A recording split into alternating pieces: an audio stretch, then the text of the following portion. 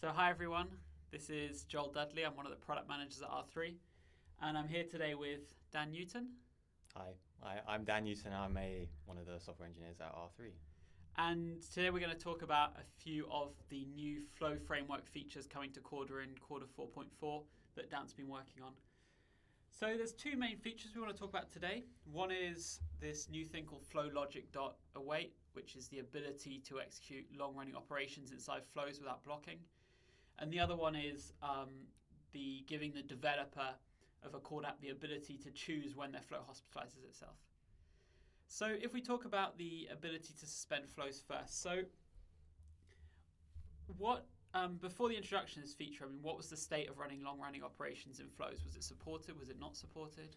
Yeah, so the API was always there, kind of hidden in the background as part of a internal API that we had. If you weren't using that, then any sort of operation that you were doing, long or short, would be executed within the flow, meaning you are consuming flow processing power, which is preventing other flows from doing anything at the same time. So by adding this API in, we are freeing up extra resources for flows to continue running while this what can be important work is kind of happening in the background. Yes, so, and this is how most processes work on a computer, right? So we didn't have it in Corda, but on a regular operating system, if you try and do something with the database, if you try and access the file system, this won't hog one of the current threads, but it'll delegate. Yes. And it's kind of giving you the ability to do something similar in Corda. Yep, exactly. So what are some of the use cases we have in mind?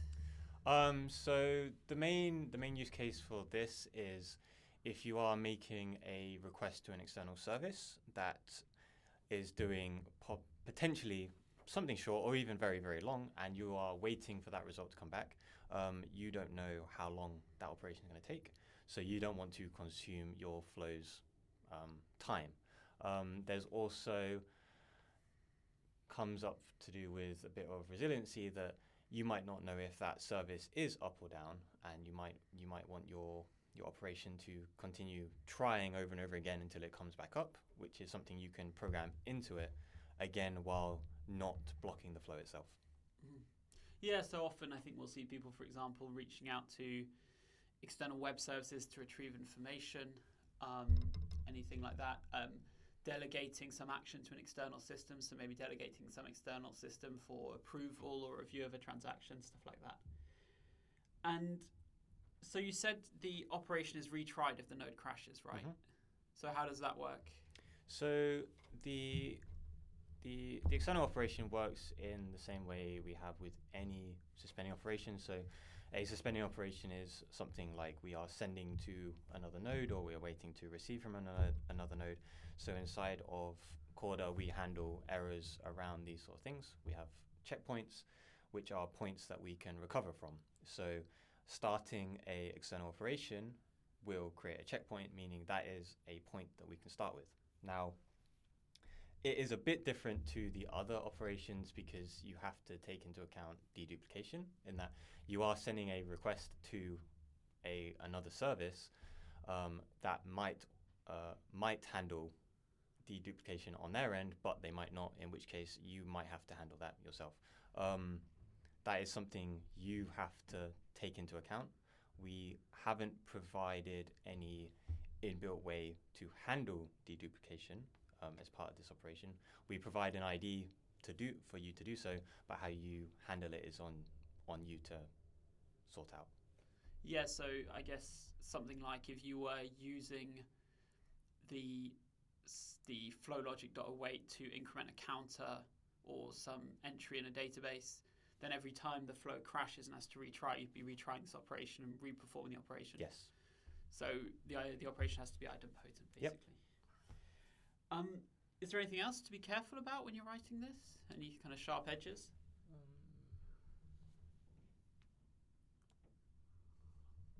I need to He's have thinking. a look at the docs. Not that I can think of, because I've kind of already handled some of the errors that could pop up by either dealing with them as part of the framework or restricting them outside of the capabilities of this function.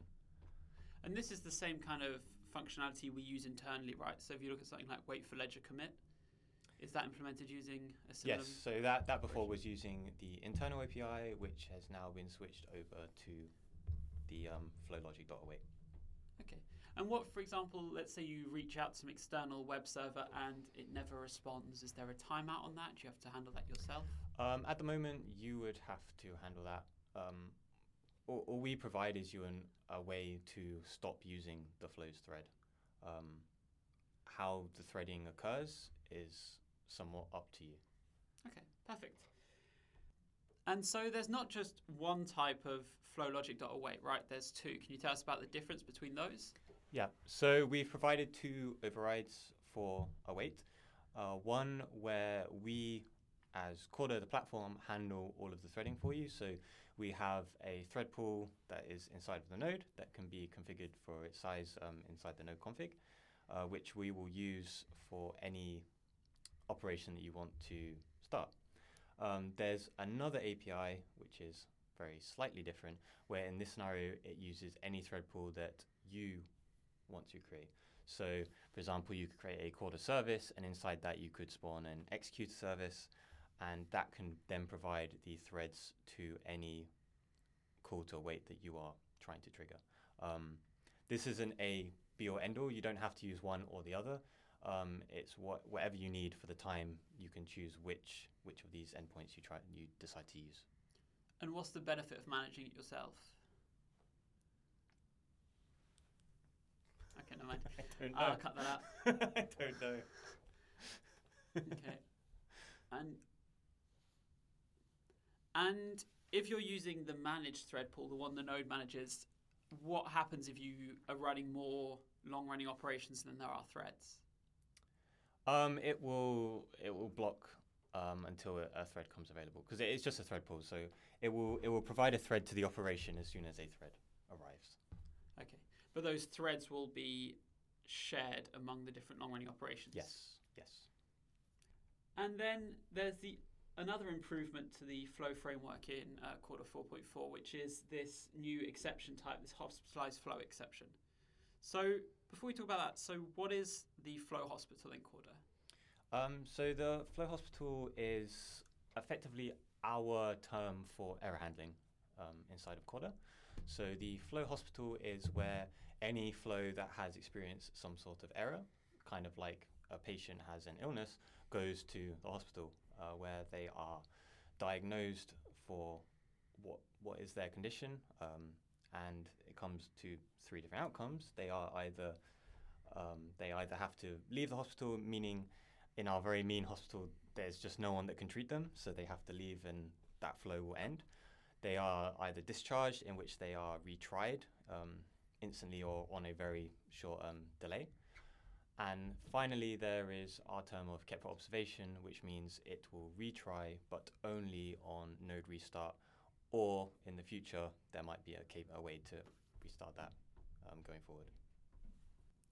And then in 4.4, we've introduced this new exception type, hospitalized flow exception. So what does that allow you to do? This allows you as a developer to forcibly send your flow to the hospital for an error that you deem recoverable, but it will need to be retried to carry on successfully. So do you have any examples of what that kind of would be? Yeah, so if we kind of tied it back to the await API, for example, maybe the service that you're trying to contact is not up and you've timed out, or it's returned a error result which you think if you tried it again will succeed. You could, for example, throw this exception which will allow your flow to retry upon node restart. Okay, perfect. Well, thanks, Dan. So these are all features coming in Corda 4.4, and Corda 4.4 and Corda Enterprise 4.4 will be our Q1 2020 releases.